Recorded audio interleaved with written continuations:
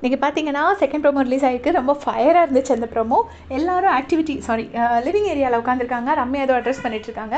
இங்கேருந்து 3 பேர் எந்திரிச்சு ஒரு ஜம்ப் அடித்து ஓடுறாங்க. கானா வினோத் அண்ணா, கமருதீன் அண்ட் சபரி 3 பேரும் ஃபாஸ்ட்டாக ஓடுறாங்க. ஓடி போயிட்டு அந்த நெக்லஸை எடுக்கிறாங்க. இங்கே இருந்துச்சு விக்ரம் பயங்கரமாக கத்துறாரு, பார்த்தாச்சு பார்த்தாச்சு பார்த்தாச்சு அப்படின்னு. ஆனால் நம்ம கிருமியை சும்மா சொல்லக்கூடாதுங்க.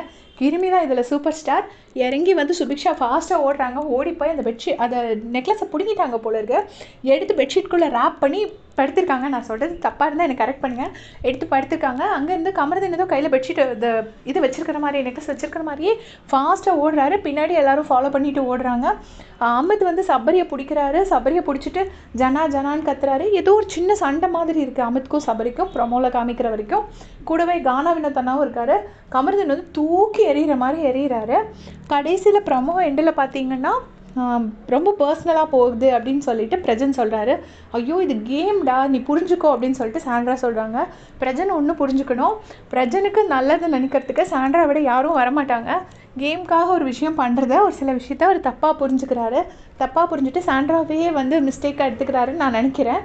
அதுக்கப்புறம் இந்த பக்கம் பார்த்தீங்கன்னா சுபிக்ஷா ஒரு ஸ்பெஷல் அப்ரிசியேஷன் கொடுக்கணும் சுபிக்ஷாவுக்கு. என்கிட்ட இருக்க அந்த நெக்லஸ் அப்படின்னு சொல்லி கத்துறாங்க. சும்மா சொல்லக்கூடாதுங்க. ஃபுல் எஃபர்ட் போட்டு நல்ல ஒரு சின்சியாரிட்டியோடு ப்ளே பண்ணுற ஒரு பொண்ணு. அந்த பீட் பாக்ஸிங் மட்டும்தான் இரிட்டேட்டிங்காக இருக்குமே தவிர மற்றபடி சுபிக்ஷா கிட்ட விரல் நீட்டி சொல்கிற மாதிரி எந்த ஒரு தப்புமே இருக்காது. எங்கே தப்பு நடந்தாலும் போய் கேட்பாங்க. ஓரளவுக்கு நியாயமாக இருப்பாங்க. பட் இந்த சீசனில் வந்தால் எவ்வளோ நியாயமாக இருந்தாலும் பேர் வெளியில் வந்து வராது. அது உங்கள் எல்லாருக்கும் தெரியும். அதனால் சுபிக்ஷா வந்து ஒரு ரொம்ப ஃபேமஸ் ஆகலை அப்படின்னு நான் நினைக்கிறேன். உங்களுடைய கமெண்ட் சொல்லுங்கள்.